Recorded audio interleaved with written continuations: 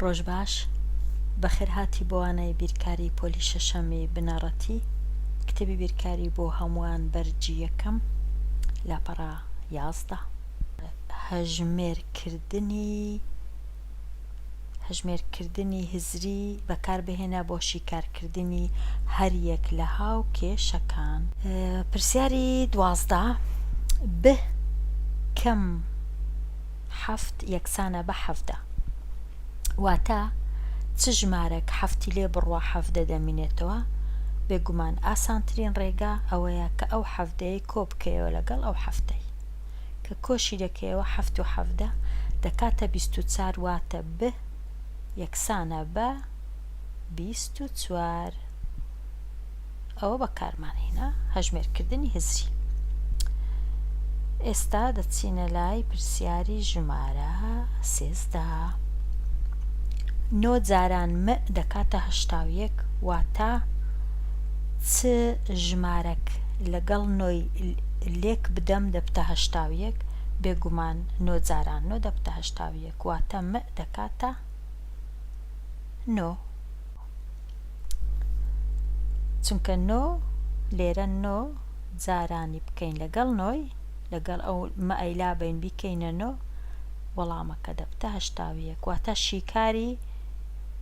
شیکاری هاوکێشەکە 9ە م دەکاتە 9 ئەوە شیکارەکەیە.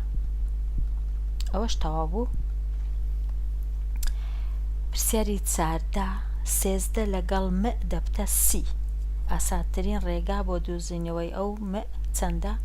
ئەو سیەی بینی لەو 13ی دەریکەی 30 کەم 13 چەندە؟ 13ی لێ بڕوە 13ی لێ بڕوە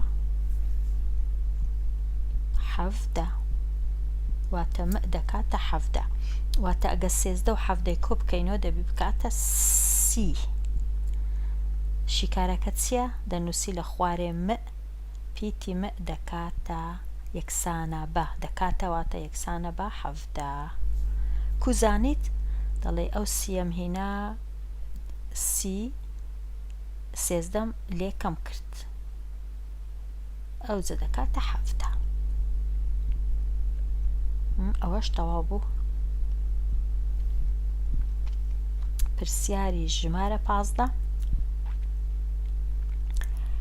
پیتی س 16 لێ بڕوە 4 دەمێنێتەوە. ئاسانترین ڕێگا 16 کۆ بکەیەوە کە دەکاتە 20 ئەوە کۆیان دەکەیەوە واتە سین یەکسانە بە 20 شیکاری پرسیارەکە. ئەگەر گوتیان کوزانی دەڵێ 4 و 16 کۆ کردەوە. ئەگەر بینین لە جیاتی ئەو سێی لای بین بنووسین 20 16 لێ بڕوا بێگومان دەکاتە 4. پرسیاری 16 ه دابەش 8 دەکاتە 7. ئاسانترین ڕێگا بۆ دۆزینەوەی بزانین ه چەندە؟ ئەو دوانە جاران دەکەین لە یەک دەدەین. 8 جاران 7 دەکات چەند؟ دەکا 56 واتە ه دەکا 56. ه ئەوها یەکسانە بە 56 چونکە گەر 56 بینی دابەشی هەشتیکەی 7 دەردەچی. پرسیاری 17 14 یەکسانە بە پیتی ک کەم 15. ئاسانترین ڕێگا بۆ دۆزینەوەی پیتی ک چییە؟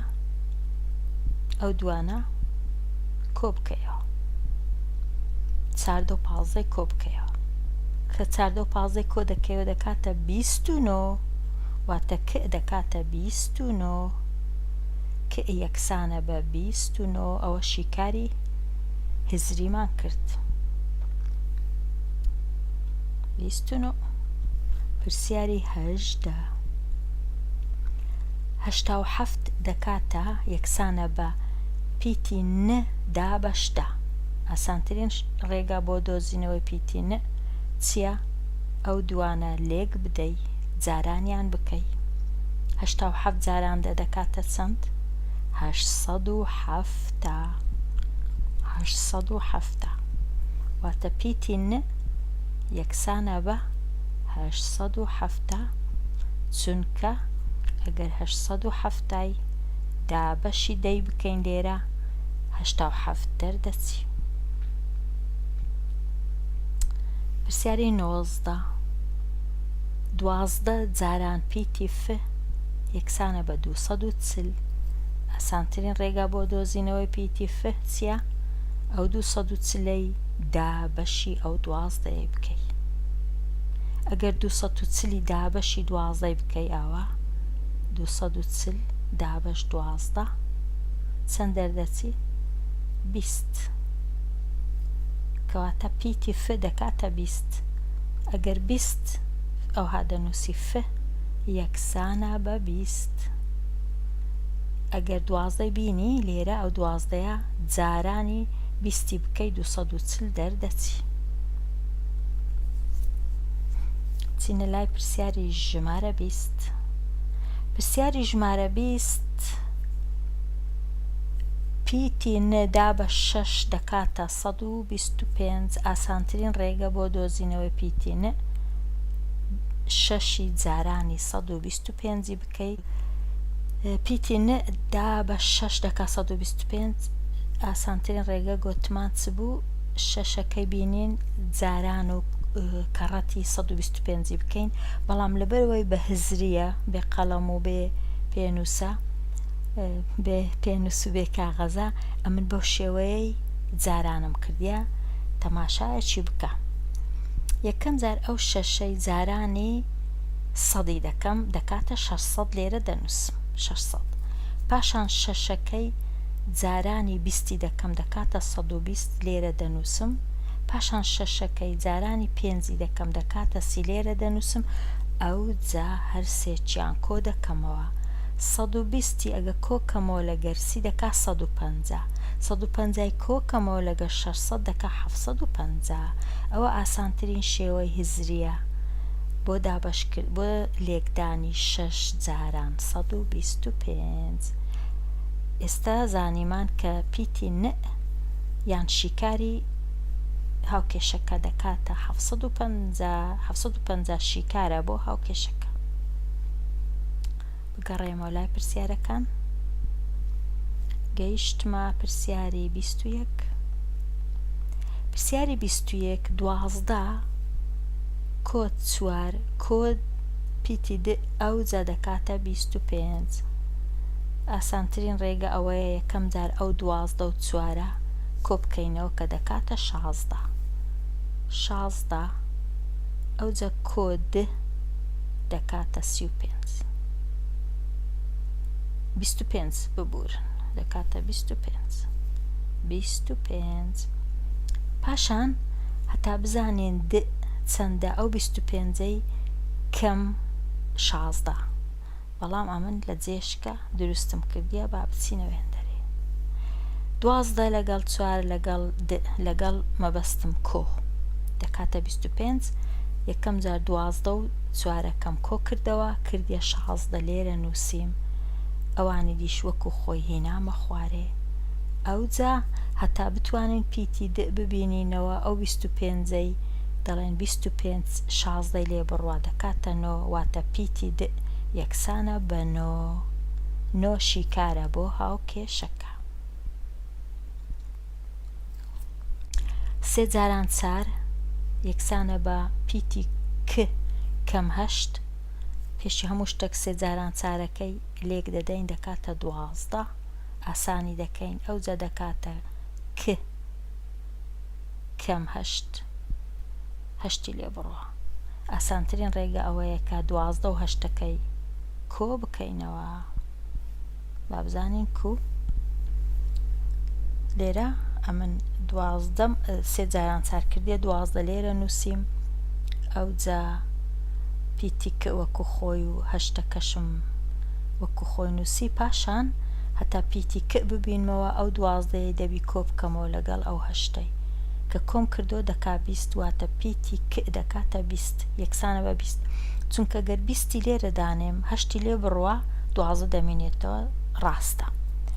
20 شیکارە بۆ هاوکێشەکەم. پرسیاری 23.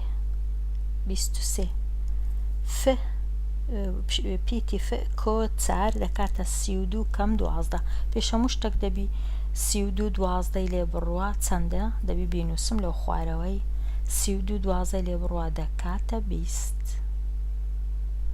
ئەوجا ف کۆ 4 یەکسانە بە 20 ئەوجا وەچی لا کێشەکان وەچی هاوکێشەکانی دی لێ هات ئاسانە هەتا پیتی ف ببینمەوە مەجبورم 20 بڵێم 20 4 لێ بڕوا لێرانە یەکەم جار ئەو 32م کەم 12 کرد بووە 20 ئەوانی دیش پیتی ف کۆ 4 وەکو خۆی هاتە خوارێ پاشان هەتا بتوانم پیتی ف بدۆزمەوە 20 دەینم 4 لێ بڕوا دەکا 16 واتە ف دەکاتە 16 چونکە 16 کۆ 4 دەکا 20 16 شی کارە بۆ هاوکێشەکە.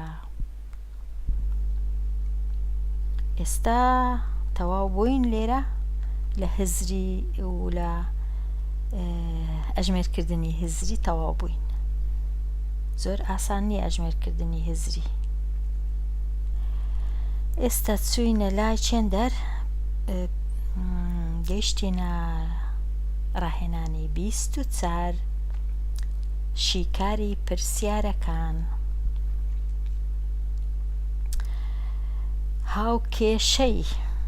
هاوکێشەی ئەوە هاوکێشەکەیە پیتی ج کۆ 12 یەکسانە بە 40 ژمارەی ئافرەت و پیاوەکان. ئافرەت و پیاوەکانی ئۆتۆبوسەکە پاسەکە دەیان گوازێتەوە دەردەبڕێ. ئەگەر ج ژمارەی پیاوەکانی ناو پاسەکە بنوێنێ ئایا ئەو ژمارەیە چەندە؟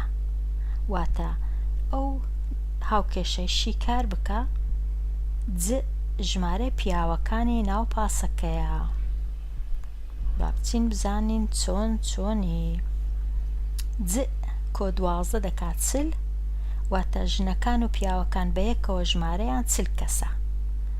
ئێستا هەتا ئەو پیتە بزانین چەندە ئەو 40ی دێنین 12 لێ دەردەکەین 40 12 لێ بڕوا دەکا 28 ئەو جە دەڵێن ج دەکاتە 28 پیاو لە ناو ئۆتۆبوسەکە هەیە کە کۆیان دەکەینەوە لەگەڵ ژمارەی ئافرەتەکان بە هەردووچیان دەکەنە 40 کەس.